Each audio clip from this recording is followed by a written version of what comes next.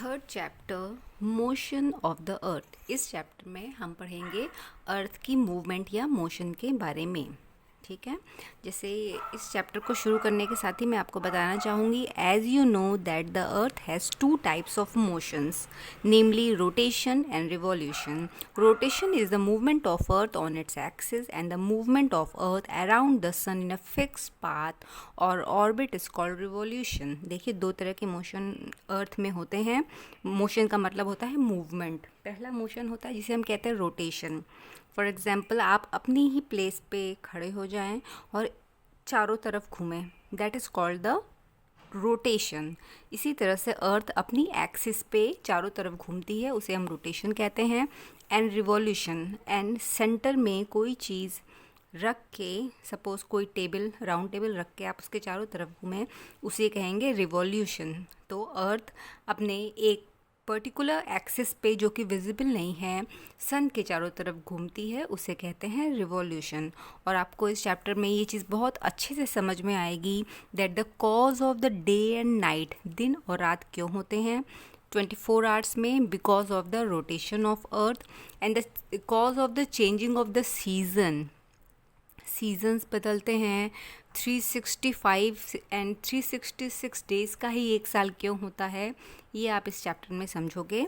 ये होता है रिवॉल्यूशन के कारण। चलिए पहले along with the reading of the chapter I will explain you all this.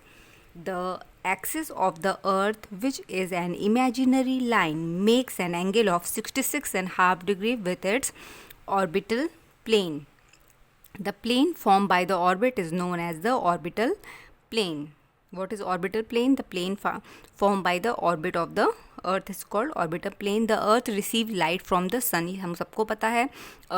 हमारी अर्थ पे दिन रात सन की लाइट की वजह से ही होते हैं। Due to the spherical shape of the earth only half of its get light. सिर्फ हाफ ऑफ द अर्थ पे ही लाइट मिलती है।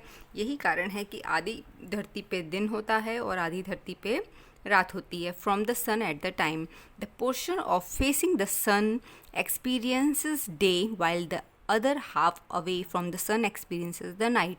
The circle that divides the day from night on the globe is called the circle of illumination. What is circle of illumination? वो circle जो कि पूरे के पूरे अर्थ को डे और नाइट पार्ट में डिवाइड करता है, उसे हम कहते हैं, ये देखिए, circle of illumination, day and night. The circle does not coincide with the axis, पर इसका हमारी अर्थ के एक्सिस से कुछ भी लेना देना नहीं है, वो उसको क्रॉस नहीं करता है। The earth takes about 24 hours to complete one rotation. वही जो मैंने आपको बताया, अर्थ को अपने ही एक्सिस पे मूव होने में, रोटेट करने में 24 आवर्स लगते हैं। इसीलिए 24 आवर्स का दिन होता है एक दिन। The period of rotation is known as the earth day. This is the daily motion of the earth. और ये 24 आवर्स अर्थ दिन में अपने एक्सिस पे एक बार ये मोशन करती ही है, इसीलिए 24 आवर्स का ही एक दिन होता है। Let's do this a practical given. इसको आप पढ़िएगा। इसमें दिया गया है कि आप एक बॉल लीजिए, हैंग करिए एंड एक कैंडल लिट करिए। उस बॉल को आप पकड़े रहिए और जैसे जैसे आप उसका मूवमेंट करेंगे, डार्क प्लेस में ये काम करिएगा, आप देखेंगे कि कैंडल की लाइट उस बॉल पे धीरे धीरे धीरे धीरे जो फ्रंट पोर्शन है उस पर पड़ती है। ये एक्सपेरिमेंट आपको जस्ट ये करने के लिए बताया गया, समझाने के लिए किया गया है, ताकि आपको समझ में आए कि इस कैंडल लाइट कंपैरेटिवली सन से अर्थ पे रोशनी कैसे आती है। ठीक है, now come on page number 19। What would happen if the earth did not rotate? The portion of the earth facing the sun would always experience the day, thus bringing continuous warmth to the region, whereas the other half would remain in darkness and be freezing cold all the time. Life would not have been possible in such extreme condition. यदि अर्थ का rotation ही नहीं होता तो सोचिए क्या होता। या तो दिन ही होता, जिस पोर्शन में दिन होता वहाँ दिन ही होता, और जिस पोर्शन में रात होती वहाँ रात ही होती। ये देखिए, सन है और ये अर्थ है। यदि अर्थ इसी पोजीशन पे रहती तो दिन के पार्ट में हमेशा दिन होता और रात के पार्ट में हमेशा रात होती, पर इसकी मूवमेंट की, रोटेशन की वजह से ये पार्ट चेंज होता रहता है। The second motion of the earth around the sun is in its orbit is called revolution. मैंने आपको बताया रिवॉल्यूशन किसे कहते हैं, rotation of the earth on its axis around the sun, sun के चारों ओर घूमना। इट टेक्स 365 1/4 डेज 1 ईयर, ठीक है। इसीलिए हमारा एक साल लगभग 365 डेज और का या 366 डेज का होता है। To revolve around the sun we consider a year as consisting of 365 days only and ignore 6 hour for the sake of convenience। हम इस 6 hour को 1/4 डे को इग्नोर करते हैं अपने आराम के लिए, लेकिन मैं आपको यहाँ पे ये चीज़ समझाऊंगी। 1/4, ठीक है, ऑफ 24 आवर्स कितना होगा, मतलब 6 घंटे। ये छः घंटे हम इग्नोर करते हैं।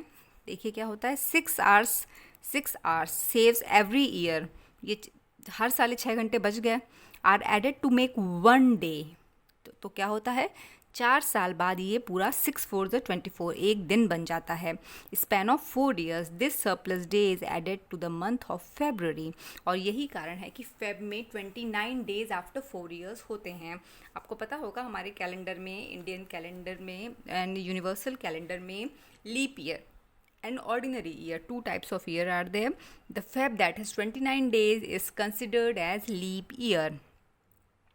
और ये लीप ईयर 4 साल बाद क्यों आता है आपको समझ में आ गया होगा। Because of the earth rotation takes 365 1/4 days to complete 1 rotation, otherwise Feb 28 days का होता है। आपने तो ये पढ़ाई होगा, खैर it is beyond your studies. 2023 कौन सा ईयर है, 2024। आपको कोई भी ईयर निकालना है वो लीप ईयर है कि नहीं, you have to divide it with 4। जब आप उसको 4 से डिवाइड करेंगे तो if it is undivisible so it is ordinary year, if it is divisible it is leap year. Like this year 2023 is ordinary year. Now come to the point. From the figure 3.3 it is clear that the earth is going around the sun in an elliptical orbit। ठीक है, एक particular orbit में पास हो रही है, वो round ले रही है सन का, उसे एलिप्टिकल ऑर्बिट कहते हैं। Notice that throughout its orbit the earth is inclined in the same direction. Earth का इंक्लिनेशन आप समझ रहे हैं, झुकाव का डायरेक्शन एक ही तरफ है। As year is usually divided into summer, winter, spring and autumn season. Seasons also change due to the change in the position of earth around the sun, इसीलिए सीजन चेंज होते हैं। Now next page 20, look here. यहाँ पे आपको experiments दिए हुए हैं पर हम इसको गो थ्रू होते हैं। Look at the figure 3.3, you will see that on 21 June the hottest day on earth. आप कह सकते हैं 21 जून को सबसे बड़ा दिन होता है। The northern hemisphere is tilted towards the sun. Earth का, ग्लोब का नॉर्दर्न हेमिस्फीयर थोड़ा सा टिल्ट होता है सन की तरफ। The rays of the sun fall directly on Tropic of Cancer, और टॉपिक ऑफ कैंसर पे डायरेक्टली रेज इंक्लाइंड होती हैं। As a result these area receive more heat. The area near the poles receive less heat, क्योंकि poles upper या south में हैं। As the rays of the sun are slanting, the North Pole is inclined towards the sun, and the places beyond the Arctic Circle experience continuous daylight for about 6 months। ये आपने पढ़ा होगा, क्योंकि वो इनका इंक्लिनेशन सन की तरफ है, इसलिए वहाँ अंधेरा होता ही नहीं है। आर्कटिक सर्कल के बारे में देखा होगा आपने ग्लोब में, ज्योग्राफी में, वहाँ पे 6 मंथ्स का डेज होते हैं, 6 मंथ्स की नाइट होती है। ये इसी वजह से होता है, because of the tilting position of the earth. And इस इंसिडेंट को हम समर सॉल्स्टिस कहते हैं। ठीक है, देखिए, the north pole is inclined towards the sun and the place beyond the Arctic Circle experience continuous daylight for about 6 months। Since a large portion of the northern hemisphere is getting light from the sun, it is summer in the region, क्योंकि regular दिन है तो वहाँ गर्मी होगी। ठीक है, in north of the equator the longest day and the shortest night of this place occurs on 21 June. वही मैंने आपको बताया, लॉन्गेस्ट डे सबसे बड़ा दिन होता है 21 June on earth. At this time in the southern hemisphere all these conditions are reversed, जबकि सदर्न हेमिस्फीयर में बिल्कुल ऑपोजिट कंडीशन होती हैं। इट इज़ विंटर सीजन, क्योंकि वहाँ तो सन इंक्लाइन नहीं है। The nights are longer than the days. This position of earth is called the summer solstice. Okay, now आपको ये क्वेश्चन बड़े होने तक भी पूछा जाएगा। 21st, what is the date of summer solstice and what is the day of winter solstice? So you have to cram this. That is 21st.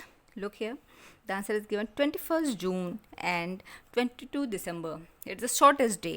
On 22nd December, the Tropic of Capricorn received direct rays from the sun. ठीक है, ये winter में होता है। At the southern pole tilts towards it.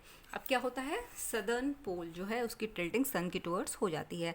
As the sun rays falls vertically on the Tropic of Capricorn. Tropic of Cancer north में है, tropic of Capricorn south में है, सदर्न हेमिस्फीयर में है। A large portion of the southern hemisphere gets light. बहुत ज़्यादा light वहाँ पे आती है। Therefore it is summer in the southern hemisphere with longest day and shortest night. The reverse happens in the northern hemisphere. और यही चीज़ vice versa northern hemisphere में अपोजिट कंडीशन होती है, सदर्न में opposite. This position of the earth is called winter solstice. Okay, do you know that the Christmas is celebrated in Australia in summer season. पूरी दुनिया में अलग होता है, लेकिन ऑस्ट्रेलिया क्योंकि वो एंटार्क्टिक सर्कल यानी सदर्न हेमिस्फीयर में है, वहाँ क्रिसमस समर सीजन में सेलिब्रेट होता है। अब देखिए, अर्थ पे दो ऐसा दिन होता है, 21 मार्च एंड 23 सितंबर, जब days and nights are fully equal, 12 hours days and 12 hours night.